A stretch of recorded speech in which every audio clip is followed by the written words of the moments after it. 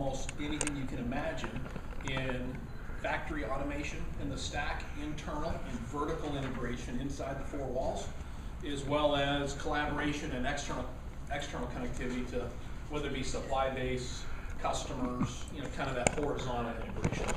So what I'm going to talk to you today about is, one, why are we doing this? What do we see as the opportunity, and why are we really focusing on the messaging of IoT factory solutions?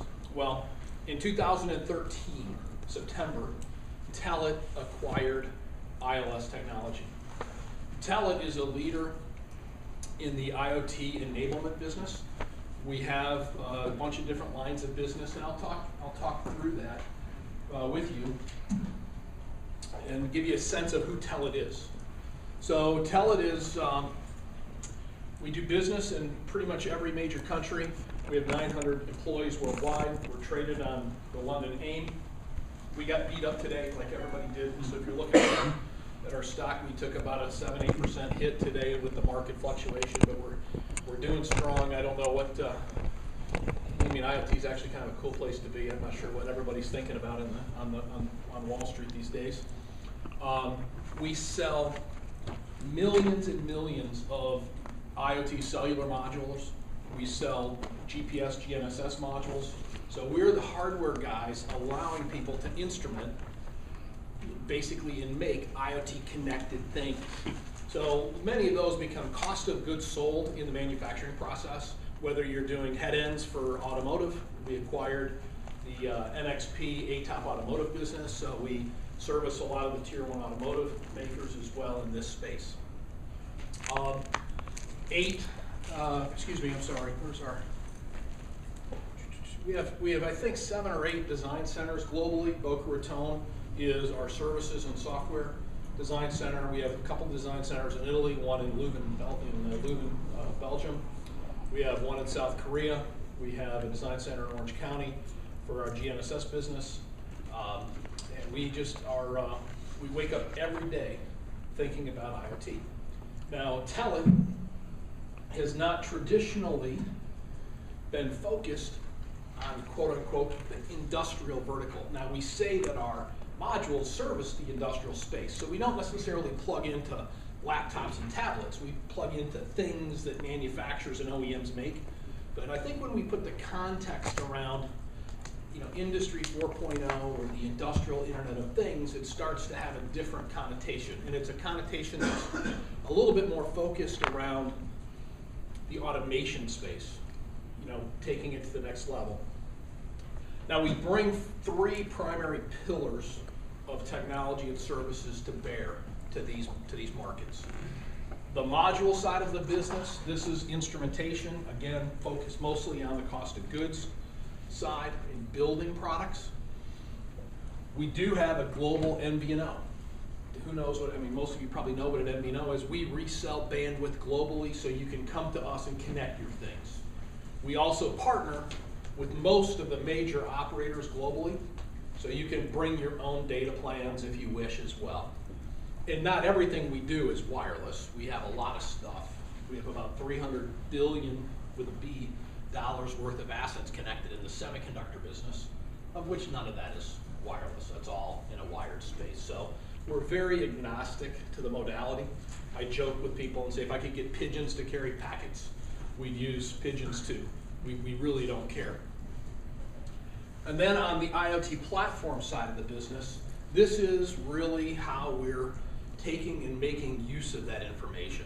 So instrumentation, kind of layer 3 connectivity, and then what the heck do you do with the data? So when we look at this thing that everybody has coined and talked about as Industry 4.0, there's a lot of steps here, and we're sitting right now in this sort of transformational time of moving these closed 4 walls, traditionally even managed by air gap in security and access, to something that's more connected. And that scares a lot of people. So it's really important, I think, to understand how things are happening. Now, you need to have best-in-class vertical integration and best-in-class horizontal integration. That's really, I think, what makes an IoT platform for industrial make sense. I don't want to put a percentage on it. I will. I'll say that this is not fact or, oh, sorry. I would guess that if you talk to an average industrial automation OT person, he has 80% value in doing his job in the four walls better, and maybe 20% value in connecting. So we're going to focus a lot on best-in-class vertical integration, which we've done for a long time. That's our device-wise in-factory product. And that's basically seen here. Taking and connecting assets to applications seamlessly without programming, point, click, and configure. Very, very simple. Now, this other component, the horizontal integration, I apologize here, guys. Let me quickly turn it off.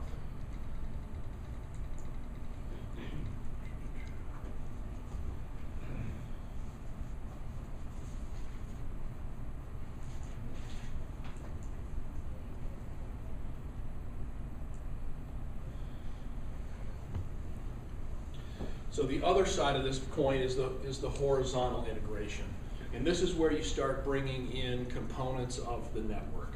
And typically, you're bringing in components of a network that will connect different organizations. Not necessarily just your own remote locations, but different organizations. So when I look at different organizations, I've got connected factories. I've got the supply side coming in. Again, none of this is too new, right? We've had EDI and other things for a long, long time. We have the ability to make connected products. Shown here is a bike, but it could be anything. So now, when I look at how I connect to my products, there's some changes happening. And then how do I connect to my customers? Right, so this horizontal integration can go upstream and downstream to the distribution chain, to the customer, to the product, or the fulfillment, or the inbound side, support and delivery of assets and raw materials. So that's what a connected business is all about. But when I take and look one step further, everybody's saying, oh my gosh, this is so new. People are generally uptight about where are we at, and everybody talks about the Gartner height curve. When I look at the Gartner height curve, everybody says, well, where are we? Are we way up here? Are we climbing up?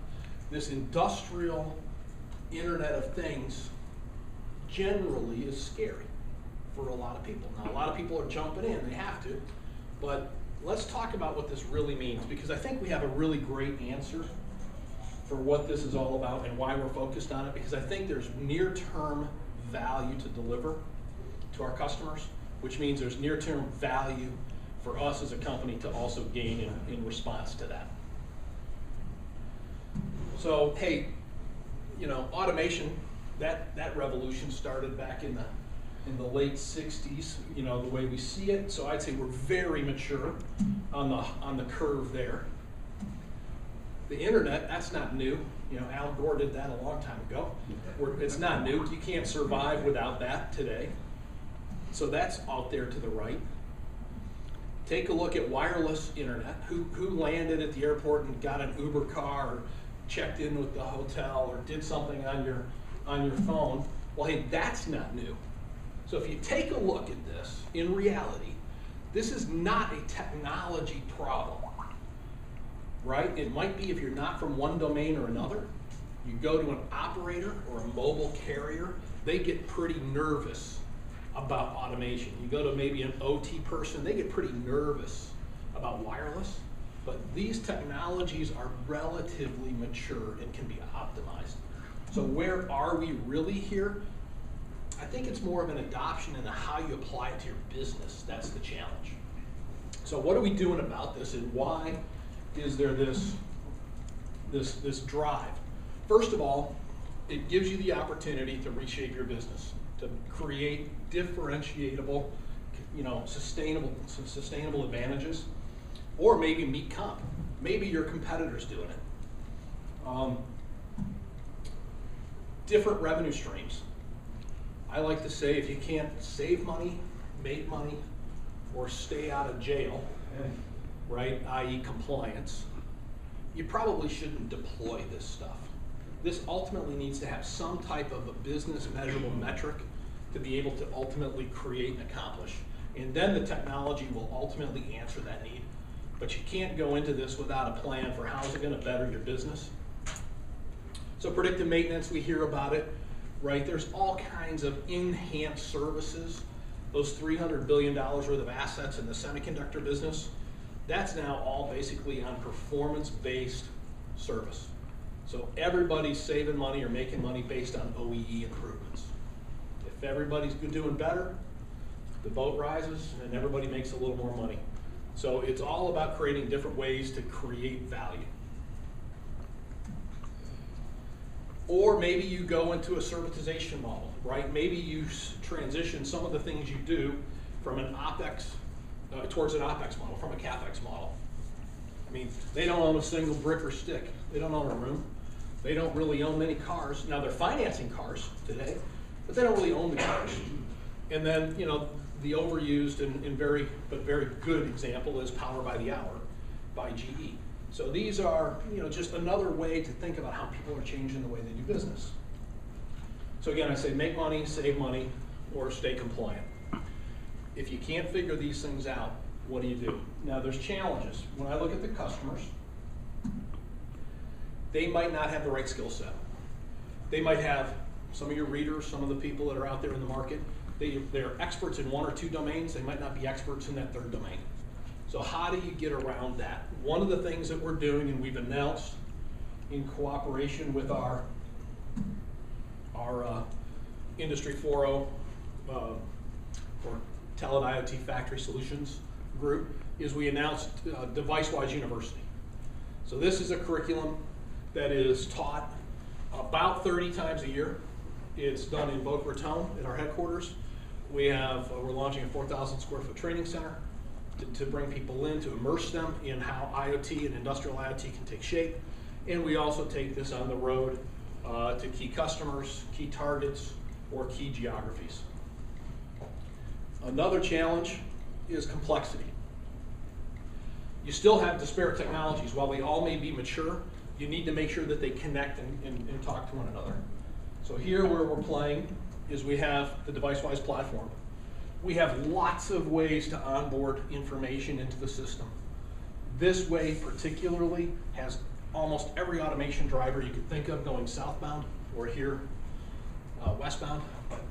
This talks to, you know, all Siemens, all Mitsu, all Rockwell, all Arlen, all Emerson, all the protocols that the telecom guys think are so hard. The automation guys live and breathe this stuff. It speaks MQTT, and it speaks a transport layer here that's affordable over different mediums and modalities. And this is talking about interfacing into your existing applications. Over here, whether it's SAP, whether it's, you know, WebSphere, etc., different portals, dashboards, and ultimately connecting into other cloud services for things like big data analytics with SAP HANA or Google Cloud Platform. So this is a way that you can actually work on the business problem and not worry about integrating the technologies. The platform has integrated those for you pretty easily, and you can see a lot of this at our booth. At the end of the day, one of the biggest challenges for a company to adopt is they need to have basically a corporate sponsor. Because you're going to change some of the ways you do business. All this new data and this real-time information is going to change how your business operates a little bit. So when I was doing this presentation as a keynote last week at an IoT Evolution show, and it was a hand pointing out to the customers. But it's up to you, it's up to the customers, it's up to your readers to understand that in reality, it might be pretty good to have almost a transformational or CIoT person to think about how will this affect our business. Because it's not a technology problem. It's a business opportunity solved by very mature technologies. So what do? Our goal here is we also want to be a trusted third party. So we're putting focus organizationally on this. We have teams of people that are expert in the space, both automation as well as IoT, and we're merging them together. IoT Factory Solutions is led by a new general manager, Doobie Margalit. He's in the back of the room. He works for me. And it's a global initiative, a global effort. Sorry, I'll stay still. That's all right. And we're very, very excited that this is happening today. Again, it's not that there's been the creation of new services and offerings. Our technology is robust and deployed. It's really about creating the awareness that there is, one, a trusted third party to help people navigate that business transformation, and two, introducing Telit into this mix of industrial IoT. And at the end of the day, what we ultimately want to help you achieve is we want to help you achieve connected factories, connected products, and connected customers, because in reality, we can act as a module supplier, we can act as an operator, data plan supplier, and we can act as a portal supplier.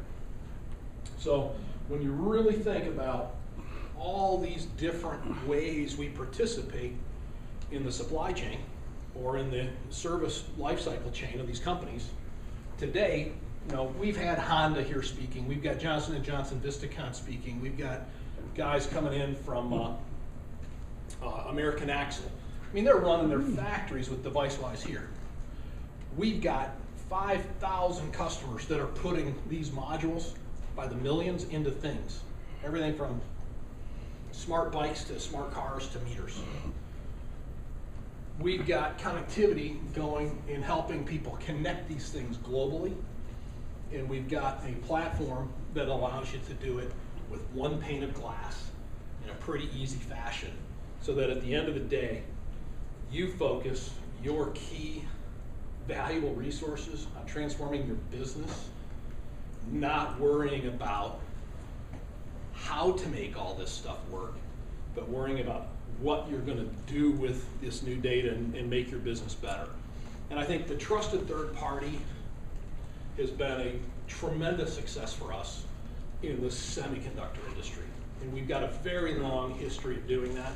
Our network is connected to every fab in the world, to basically every 300 mil fab. We put boundaries on that in 450 to early 450s. It's also connected to almost every major equipment maker, over 250 tool types, and it's basically driving efficiencies. And it's one common platform with all of these very fierce competitors and supply side people all on basically one trusted third party infrastructure. We think that in order for this to be done, you need to have that trusted third party infrastructure and that third party point of view. And we're very, very, very vendor neutral. We partner well with all the automation guys. We're embedded in Mitsu. We've got embedded in route market mergers with guys like Siemens from a technology point of view in the CP modules. We're doing stuff to connect with Rockwell. We've got great partnerships with guys like SAP and Oracle and IBM and Microsoft on the application sides. So at the end of the day, we don't want to reduce our total available market because we compete with a customer. We are in this area that you call basically middleware. It's infrastructure. We're really, really smart plumbers when it comes to how you connect assets and process points to your internal factory IT, and I'd say we are the world's leader in terms of all we do is connecting things remotely as well for different use cases. We keep good company. Like I said, companies like Cisco resell our stuff. Companies like SAP we partner with. Companies like Mitsubishi and Siemens and et cetera. So we focus very much, even when we did the acquisition and the deal back in 2013, we could have exited probably to an operator. We could have gone to a carrier. We could have gone maybe to an automation supplier. We could have gone maybe to an IT company. But how many of your customers and how many enterprises truly, really live in a complete homogeneous environment? pretty much nobody anymore. They have blended automation gear. They have blended IT infrastructure. They have blended operations across geographies. At the end of the day, you need somebody kind of like Switzerland that can come in and figure out what's the best way to do this on behalf of the customer to solve their business needs and basically take them through this process. So that's what we announced. It's I think it's an opportunity to educate the market on how they can make improvements to their business and why and what IoT brings to them. It's not an immersion in the technology. I do a lot of conferences and talking to folks that are really an IoT vendor base. You know, people that are doing more modules or connectivity or all the operators. And it's terrible because in general, they love to talk about the technology. You know, vendor communities love to talk about how their bits and bytes and gadgets are cool. But that scares the heck out of the buyer. The buyer wants a nice path to success. They want to have measured, returns. They want to have a plan that can be executed and that's predictable. And I think, again, our IoT, factory solutions focus will give them a place to plug in, and we can take them where they need to be. I'll stop and see if there's questions. Thank you. Sure. Can you explain your go-to-market strategy a little bit? Are you targeting, it sounds like you're targeting end users, but I also hear potential for OEMs and system integrators. Can you explain? Very, very good question. So we go to market quite a few ways. We take our platform and it's deployed as a service in a branded way, actually in many mobile network operators. Swisscom offers it, Proximus, which is the former Belgacom, offers it, Verizon offers it, Telit 2 in Europe offer it. We're doing a bunch of deals right now, kind of more in the Mid-East and in that area as well. There's stuff going on in APAC. So the mobile network operators are coming and offering these services to their enterprise customers. Now they just want more ARPU. They want a little more money on the transaction, not just a data plan, so they want to add value. But that's one way. Another way we do it is we go to market with key SIs. So you'll see people like the Accentures, the Tech Mahindras of the world that use this as something in their toolbox. And we also target enterprise customers that have broad needs. So we have a direct sales force that reaches out to those guys as well. The fourth and kind of the interesting way we go to market is because we're selling modules to people that make things. They're OEMs in reality, but they're also enterprises. So you might be the guy making those bikes. You might be the guy making those cool watches, whatever the thing is that they're making. We have a very early customer engagement with them because of the design cycles and the specification of their products, and they're using some of our key components for actual cost of goods sold technologies.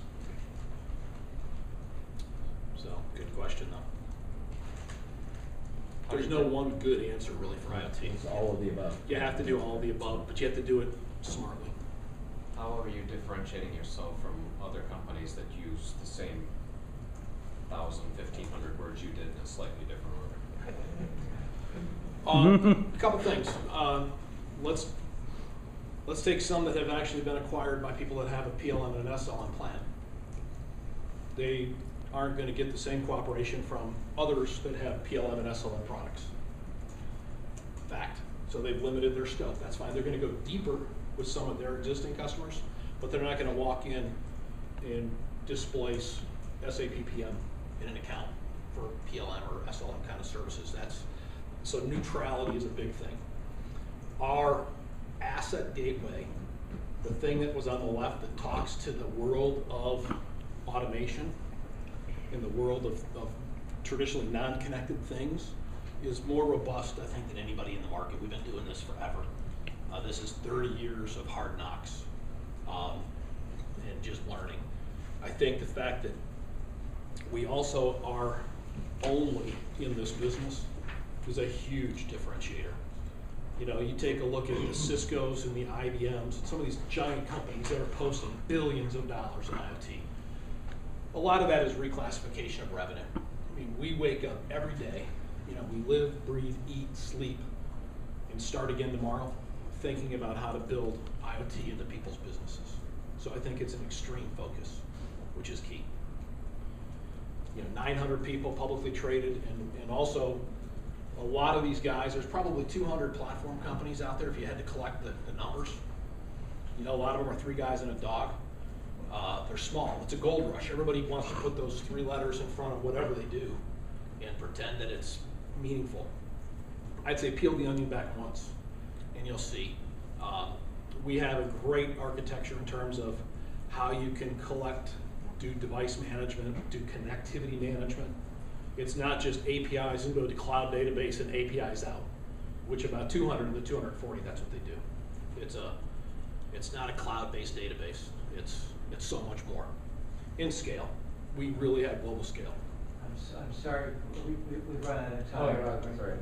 We'll catch up later. You know where to find. Don't tell me how he kept out of jail later. We're all wondering that. So we are, we'll be at the reception tonight for the open house. You can reach me at any time. We've got a copy of the release as well. We love to talk about this stuff, and hopefully it was informative. Thank you.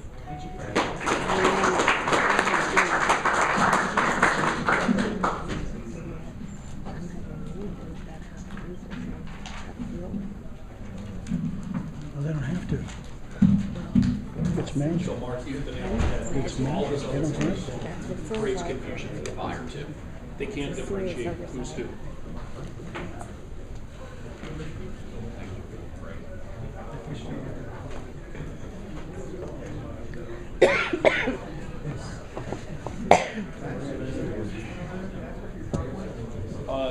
I'll give this to you. Would be interesting though that article you're discussing about very interesting points and stolen. Fred, I need your card. Yeah, I'll give you your card. I need you my new one. All right. Congratulations.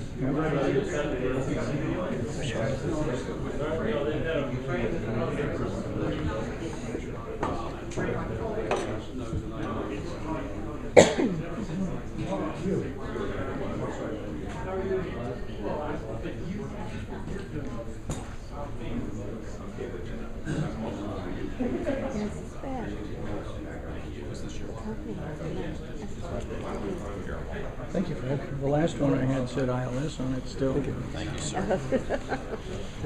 I still love software.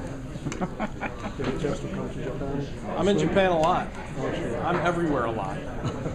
Dubai, Singapore, Japan, India, wherever. Hey there. How are you? Good. Good. Let me get a card as well.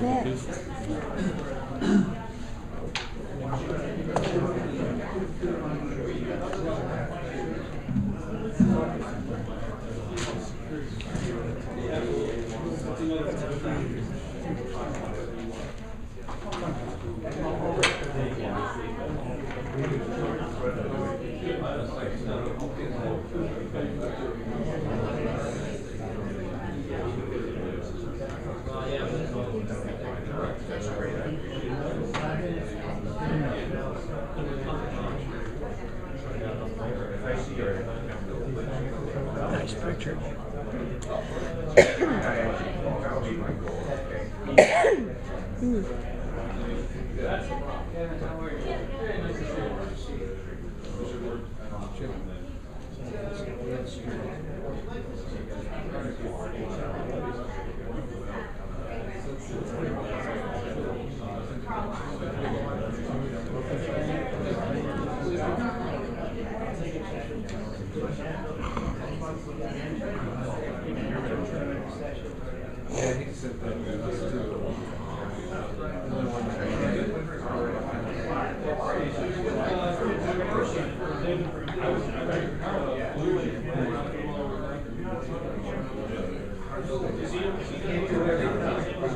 Ready for the next one? This would be inductive automation. Oh, it's in the, oh, okay. I can see that part in already. Faded around, yeah.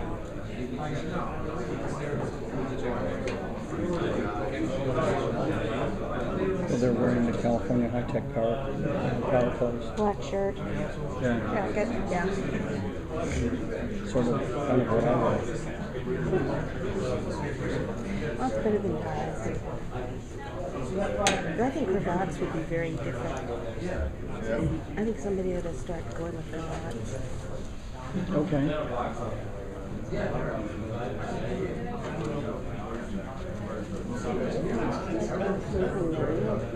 Yeah, a little bit. Sorry, I didn't find anything there. I was listening closer.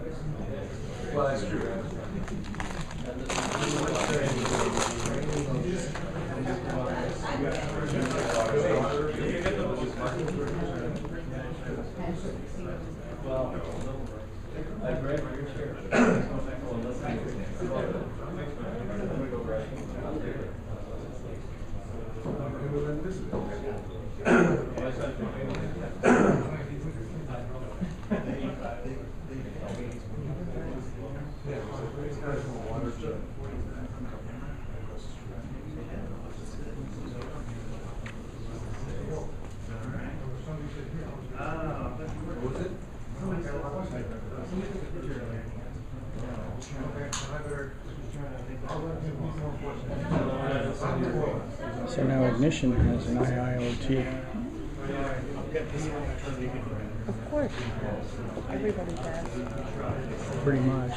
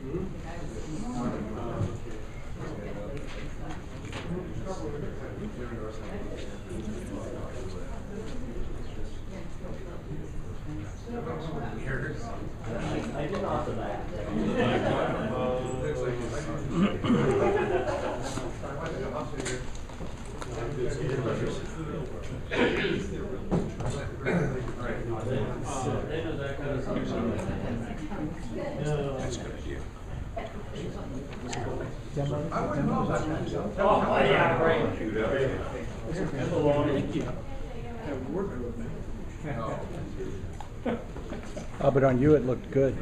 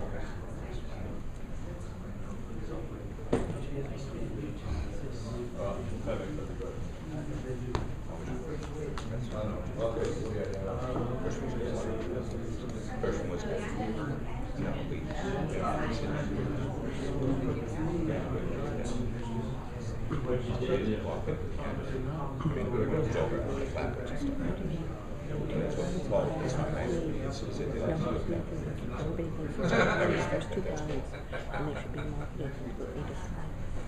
One is the user IIoT guidance and just the other one is services. They need to be totally marketed differently. Well, IIoT is the one for industry. Well, but they're talking about bikes and watches and Oh, no. well, It's not. It's not what they're trying to say. well, that's what the last time I was talking about. That's why I was asking what was doing. I didn't hear him say that. There was a graphic up there that actually said that. Well, it showed a bicycle. Well, But he but said, I'm showing a bicycle, but it could be anything. he said that, but then he went on to say, well, like watches and he just didn't was a mean that. throwaway line. Well, go pin him down. Well,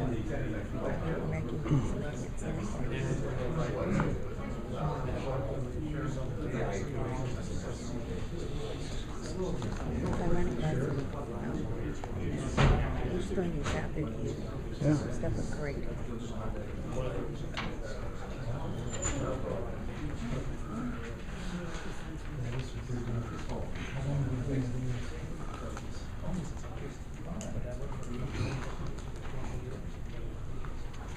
All right, we're all set to start our second press. Mike?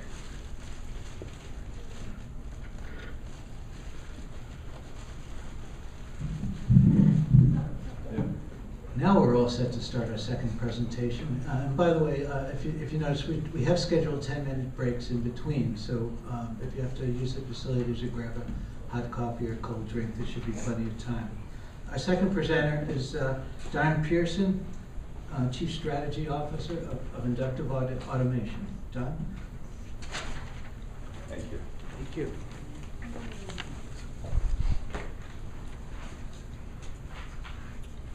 Well, good afternoon, everyone. Appreciate the opportunity to be here. Seems like this is our 4th year coming to this conference, so we really always enjoy the opportunity to present new things to you. I think we have a pretty good presentation for you today. It's going to include a demo, and we'll leave probably we're hoping to leave a good 10 minutes at the end for Q&A. A couple of things I want to open with, something that probably everyone in this room is quite familiar with, and that is that there can be some challenges with data. The essential data that's needed for organizations to do the decision making they need to do is oftentimes not available to those organizations. It is certainly, there are estimates that 80% or more of the data that is needed to run an organization could be stuck in field devices somewhere stranded out there in the field. When you couple field devices and the data those field devices have with the application, it ends up having a negative impact and actually stops innovation cold. The solution offered, which is IIoT, and I'll talk more about this in a couple minutes, is often built from the top down. It's often built from the knowledge and expertise of the IT organizations down to the field organizations or the operations technology people in the field working with having to make things really work. Maybe this is true of Ignition since all of our history, but we have a solution here which is a little bit different. It's different than what's being offered right now. One of the things I'll emphasize about it is it's here. It's here today, it's here now, and it actually works, and you're going to see it demonstrated in the next 10 minutes.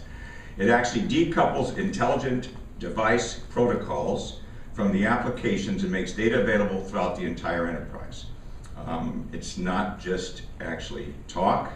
It's a real solution, and as you'll see, it can save industrial organizations exponential quantities of time.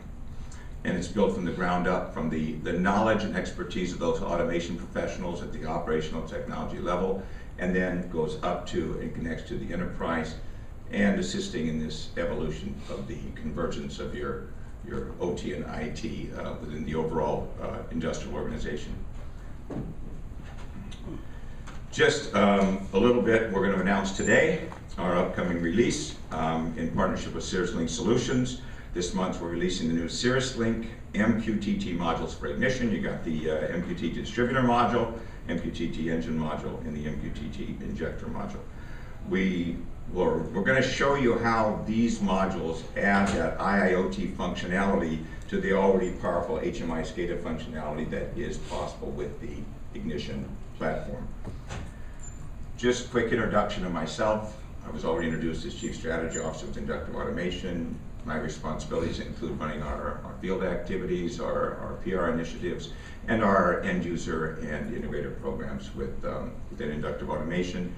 And I also play a role in putting together the strategy for implementing where we're going as a corporation.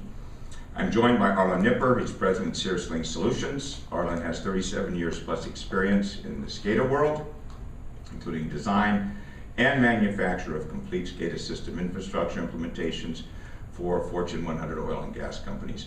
I think it is probably an understatement to say he also was the co-inventor, if you will, of the MQTT, Message Queuing Telemetry Transport Protocol. MQTT was co-invented with IBM, and I think it's probably suffice to say that he's an expert in that area. And Travis Cox, He's co-director of sales engineering at Inductive Automation. Travis came on extremely early, very early in our organization, and he was involved in building our training department, our support, our services, our design services, and probably an understatement to say he's had a significant impact on the growth of inductive automation over the last several years. Just a snapshot on the company, Inductive Automation LLC. We've been in the industry for 13 years.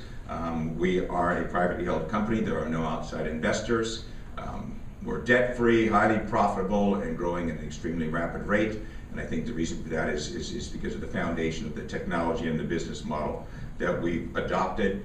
We're doing business with 38 of Fortune 100 companies, and I think it's over 50% now of the top 100 manufacturing companies in the U.S., based in the U.S., use Ignition in their organizations, 90+ countries, and our distribution model includes about just over 1,400 integrators who are real go-to-market experts that bring that vertical industry expertise and technology expertise to go on top of that platform.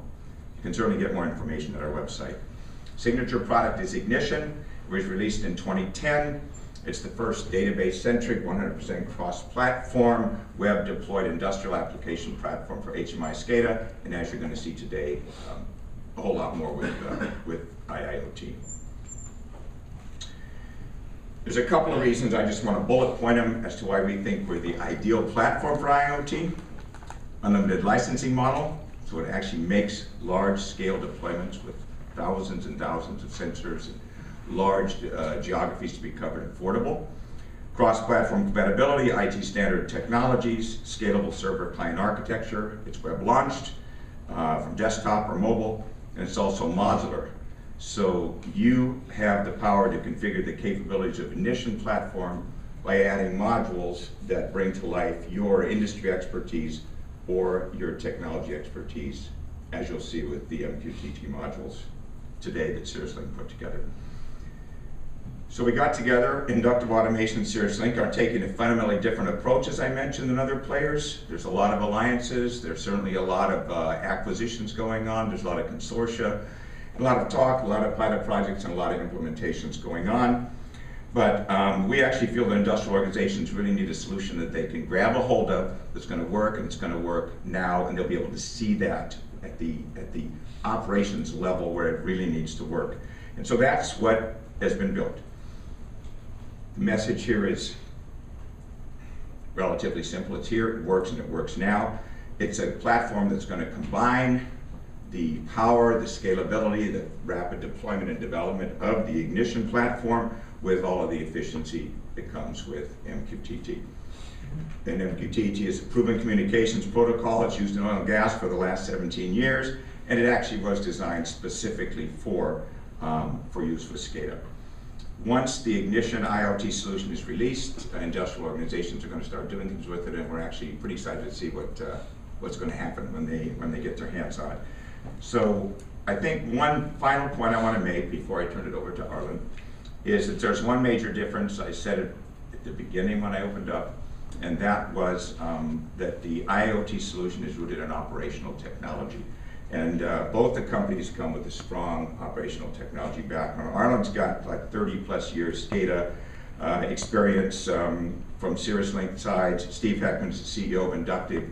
He comes from 25 years of deep-rooted experience in SCADA and integration business in the controls world.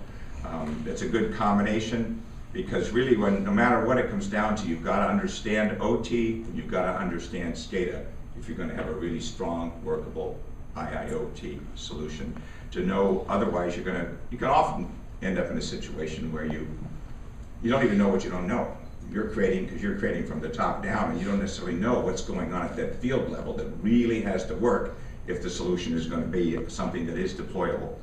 So I think in the industrial environment and going from the OT up to the enterprise level is the right sequence to take it.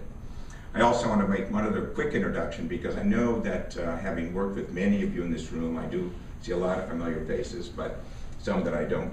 Is Christine, can you stand up just for a second? Christine Zokos is on my team. She's standing in the back. Raise your hand, Christine. And so anybody who may want to have further time to talk, because I know we're Paul runs a really tight ship here. We're 30 minutes and the hook comes out, so we're going to stay in that time frame. But if you want to have time afterwards and you want to meet at booth 22, we'll take whatever time you want, and either Christine or myself can coordinate that. With that being said, I think what I'd like to do is turn it over to Arlen, and he's going to basically take over from here, put the demo together. With that, Arlen. Thank you. Thanks, Don. So, I guess why did SiriusLink get involved with this? Well, again, as Don said, I've been doing SCADA systems for 37 years. For 25 years, trying to put together infrastructure. I mean, we all know what happened. We all, we have full response. AT&T was great. I went to work for Coke Oil, plugged my first Bell 202 modem in, hooked up all the PLCs into Medford, Oklahoma, and I was running, a SCADA system. But we've had challenges. VSATs came along, and TCP/IP came along. So we were involved with a lot of SCADA opportunities where we're trying to put together new, modern infrastructure. We have more data demands from line of business asking, so I want to see more of the device data in these other applications other than just SCADA. So a colleague introduced me to SiriusLink, or to the Ignition product. And I first looked at it and go, oh man, I've been in this industry long enough trying to work with Wonderware and Illusion or Clear SCADA or whoever, and trying to get into those platforms and integrate data is painful to say the least. So I had a trip out just about a year ago, I think, met with the Inductive executives and with their developers, came back, and what we saw was a platform we were very familiar with. It's all based on Eclipse development tools. And we literally were able to get an initial version of MQTT up and running in over a weekend. So we've had a lot of opportunity to test that and try it out. The most exciting thing to me is that for years I could talk, wave my hands, talk about, oh, we should take SCADA into messaging middleware. We should try to leverage IT. But if I didn't have a SCADA package to plug it into, an HMI package that already natively knew about it, then again, I was trusting customers to deploy 18 months out so they hope they could realize the solution. Whereas now, we can show them the solution the same day. Real quick, I'll go over the components that I'm going to demonstrate today. So with what Don was saying, the IoT solution from Inductive takes 4 pieces. It takes a MQTT aware edge of network device. It takes an MQTT server infrastructure, which is basically, think of it as a message-oriented middleware that is highly available. You can go to IBM, you can go to MuleSoft, you can go to Red Hat, you can go to Oracle. All of those messaging middleware systems support MQTT now natively. The next component is one of the components that SiriusLink developed is called MQTT Engine. Because Ignition is modular, you drop MQTT Engine into Ignition, and now it becomes a first-class citizen of a messaging middleware architecture. So with that, I will drop into the demo. This is what we're going to be showing. Oh, I will also mention the Ignition gateway and the 2 MQTT servers are all running on separate availability regions on Amazon. And the simulation that I'll be running, that you'll see, is running on another instance that's running on EC2 instance in the Arlen region. So those are up, and then we're going to connect in and we'll show you the demo.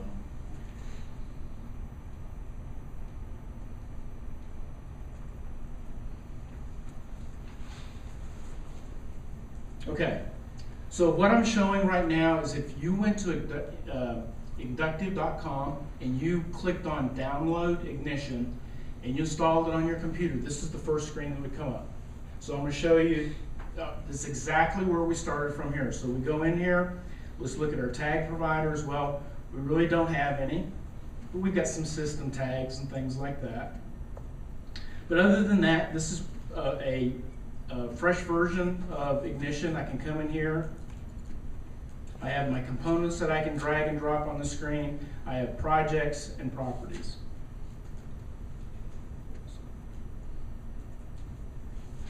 A little bit of resizing here.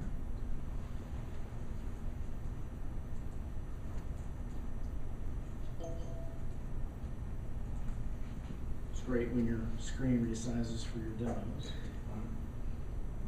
All right. So now what we're going to do, this is the Ignition gateway. We're going to go into the console. We're going to go into configuration. We're going to go into modules. And this is all the modules that are running in Ignition right now. We're going to come down here. We're going to install a module. MQTT engine.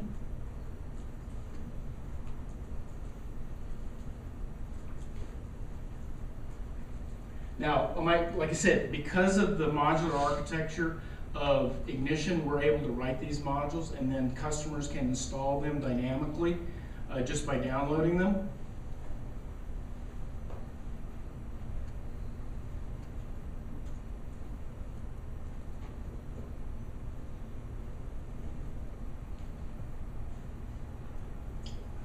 And our Wi-Fi is not the fastest right now.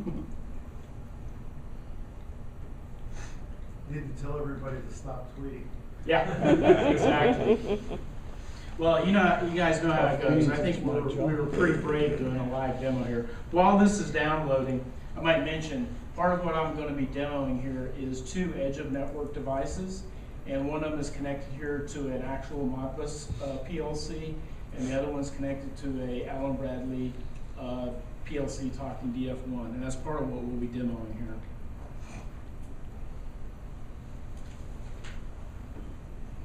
Just make sure. Happily.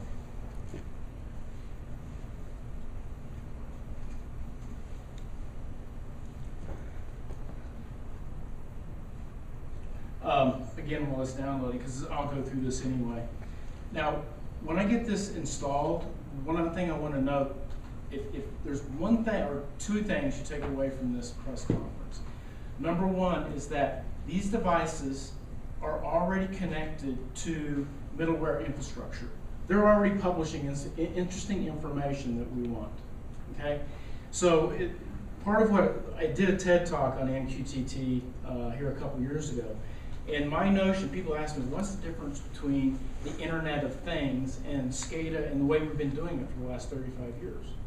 The reason is if I take a smart device, a heart pressure transmitter, or a magnetol tank transmitter, or a capable PLC, and the minute I plug the protocol into the SCADA host, now these 2 things are intimate. So later, tomorrow, if I go, you know what, I'd like to have some of that other process variables from that heart transmitter. Well, Arlen, you can't have it because now it's plugged into the system and we've got a poll table, and if you interrupt that, you're gonna make my day, you're gonna really mess up my day, and I don't wanna do that. So the prime thing here with MQTT is we've decoupled the device intelligence from the application. Now what I'm doing here is I'm making Ignition. So I'll finish installing this. Okay, so now we've got, so now what I've done is that now Ignition has an MQTT client in it. It's connecting into the infrastructure that we already have smart devices connected into. So now let's go back and see what happened. Let's go in, refresh our tags. Well, now we've got a new folder. And so that new folder is the information that MQTT engine found when it looked into that message-oriented middleware. And then if I drill down deeper, I can see that there's a edge of network device, and it's got an Allen Bradley DF1 connected to it, and it's got all of these tags that are publishing interesting information. And note that I did not edit anything. This, I took Ignition, I pointed it at some middleware, and it self-discovered and created not only all of the tags, but all of the metrics of my network that I'm working on.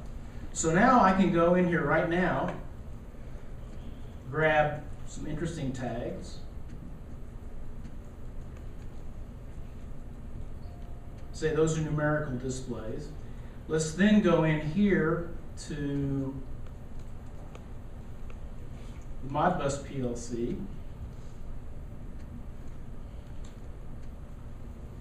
And let's grab a command coil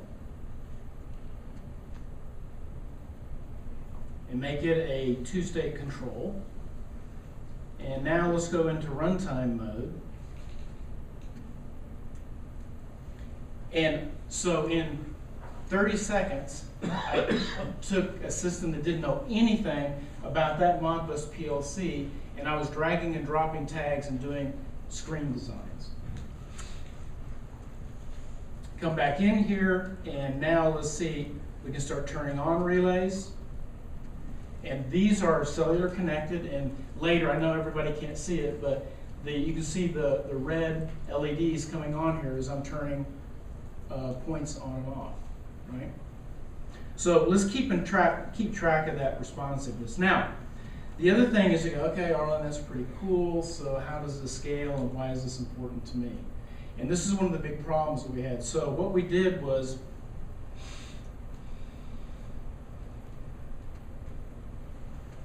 we wrote a simulator that basically can simulate, and this is what's running in Ireland, can simulate an edge of network device with n number of PLCs, with n number of registers inside of that. So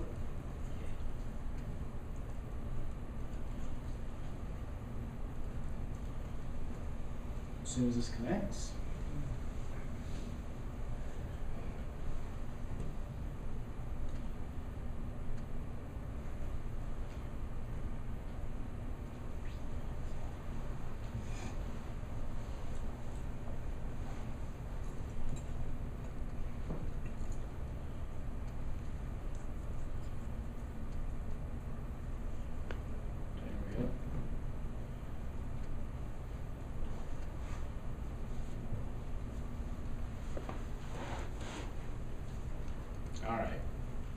so what I'm going to do, and I know everybody in this room is familiar, what if I told you that you had to configure 500 PLCs?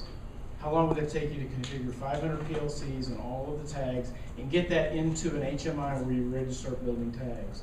So what I'm going to do is I'm going to fire off a swarm here that consists of 100 edge of network devices with 5 PLCs on each one.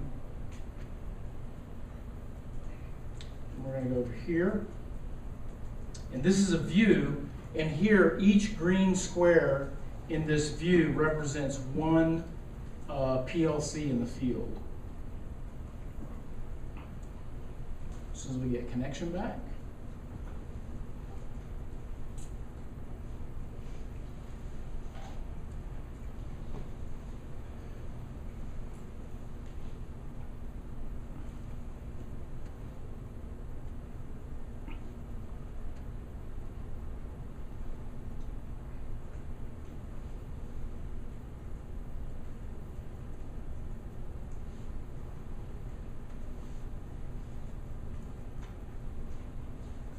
do I need to stop runtime and run it again, Travis? No, it's the network. Yeah. Disconnect the Wi-Fi and come back. Do what? Disconnect the Wi-Fi and connect back. Yeah.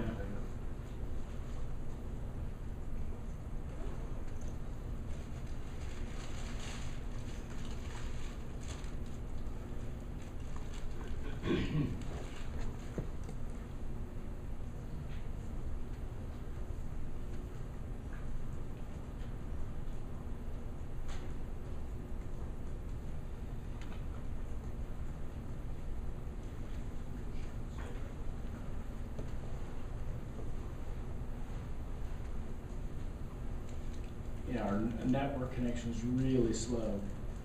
A lot of people on wireless right now. Yeah. Let's see. Hey, Arlen, you still Yeah. have my phone? Oh, yeah? You want to connect to that? I'm gonna start it.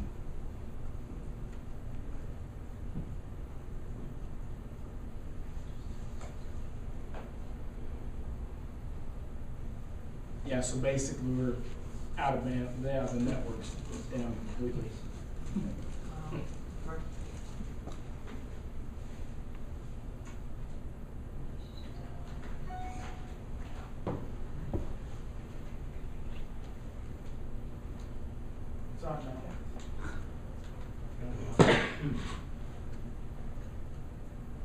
Which one is it, the Verizon? Yep.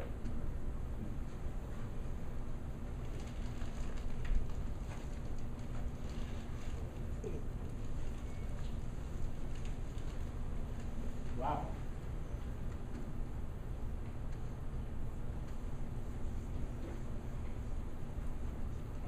That works better. Yep. Okay. So actually what I'll do is to keep this demo in proportion. So again, each one of these green squares is a PLC, 505 of those. So even during the delay, we had 500 PLCs connected to the infrastructure. Now let's go over here.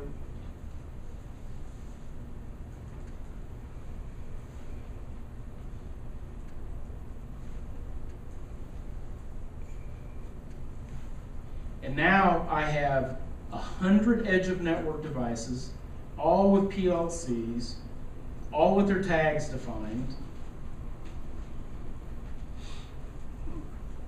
all updating data in real time. And that all happened in just the time that I pointed those. So as you can imagine, using this, I'm sitting here with Ignition, I'm watching messaging middleware, devices are showing up, they're being published and they're being populated and the tags are being pulled into Ignition. And with Ignition's indirect tag templating system, I can replicate this for ad infinitum. So one of the other things I will do, and again, I don't know if this is going to work, so we'll try it here. This is always fun. Arlen, you only have a few minutes. Okay. So what I'll do is, one of the things I do want to show here is that if we go back into our original one, now we have basically almost 1,000 PLCs now, and they're republishing in. Let's go look at our latency now. So let's turn off those relays. Okay, so what I'm showing here is even with all the network congestion in here and the fact that we're on a cloud cellular network, I'm still being able to pretty much turn relays on and off in real time while this whole system was self-learning all of the other PLCs that were going on. So again, that's kind of the point here, is that while we were talking, now we're up to 813 PLCs. They're all in Ignition. They're all updating their data in real time. And Don, with that, I'll hand it back over to you. So it's just the connection that cost us all our time, Paul. You know, that's how it is in the real world. We got the solution, we just got to get the technology to work with it. That's right, and we can always demo it if But I do want to comes by. emphasize one thing. The one thing that Arlen said there, we're talking about when you decouple those device protocols from the applications and you put that information, that data, into the enterprise where it can be accessed any place it needs to be accessed. You can have people at the C-level building their dashboards that have permissions, you know, role-based dashboards. You can have people at all different places in the organization using that data, so the ability to have analytics data available where you need it, when you need it, inside an organization proliferates throughout that enterprise. And there's no barrier. There's no barrier at the level of being able to make the connections happen and get the data. Once that decoupling happens, it unleashes a tremendous amount of innovation inside the organization. It's all of a sudden, you're not constrained by having that data lost out there at the edge of the network. So, I mean, that's, we want to have, I do want to say, I want to ask you one question, Arlen, and then we'll just, we'll have, we got 60 seconds to ask if you can give a quick answer to the time it takes, because you mentioned it in passing, you know, because you're talking days and weeks to implement versus that.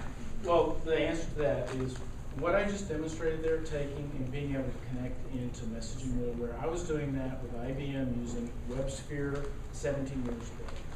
But without being able to plug it into something like Ignition, we would waste man-years and IT trying to define that data. What are we going to do with it? How are we going to manage it? Oh, how will it work when it's done? Whereas now, I learned a lot. What we're doing is going in and saying, look, I don't want to teach you to be an IT messaging middleware expert with enterprise service bus. Let the IT guys worry about that. So we're coming in now, dropping MQTT server in, and with Ignition, we can show them their entire system in less than 2 days. Literally, we're going from an 18-month of, oh, let's have meetings after meetings and define this, to, you know what, let's just plug in all your devices, they show up in Ignition, and now, again, that was middleware, so I could have 1,000 other participants come in and subscribe to the same data that you saw showing up on the screen here. Thanks, Arlen. You guys got the point of that, right? I'm trying to be respectful. Paul's going to pull us. Okay, so I got neck burns from the hook last time we were here. So I don't want to go there again. But we're at booth 22. On February 24th, we're releasing this. There's a webinar. Anybody wants to get attached to what I mentioned, either with Christine or myself, we'll sit down and show you guys in more depth what we're doing. We're pretty excited about what industrial organizations can do with this. All we're doing is saying, what's the power of the Ignition platform? It is ready now for IIoT because with subject matter expertise technology-wise, industry expertise in oil and gas, food and beverage, wherever it goes, we got partners who are putting solutions together for the compliance for the Serialization Act of the U.S. government by 2017, where pharma companies have 800 suppliers for that pill that sits on the pharmacy shelf, and you got to know, track and trace genealogy, everything about that. You need this kind of a deployment capability to reach, or food and beverage, Food Safety Modernization Act requirements for farm to fork.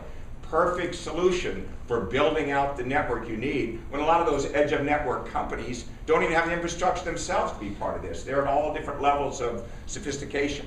So we have the opportunity for industry expertise and technology expertise to use the Ignition platform as SiriusLink has done, and then we build the solutions that fit the industry. One question and we're off. Yes, sir. Gary, of course, Gary. No, I was just scratching my head. You were scratching your head. I'll get your question later. Okay. Yes, sir. Security? Everything that I just showed you, if you looked at the network drawing, I'll flip back there very, very quickly. All those connections that I was showing you were all TLS encrypted. Public-private key pairs on the edge of network devices. I just want to mention one thing. This is absolutely critical. These are MQTT is an outbound connection, not inbound. So all of that, you can put everything in the DMZ. All the connections are inbound. It's completely flipped skate on its head. And think about that. Think about no more connections out of my SCADA system. Everything's connected in. Thank you, gentlemen. All right. Thank you very much.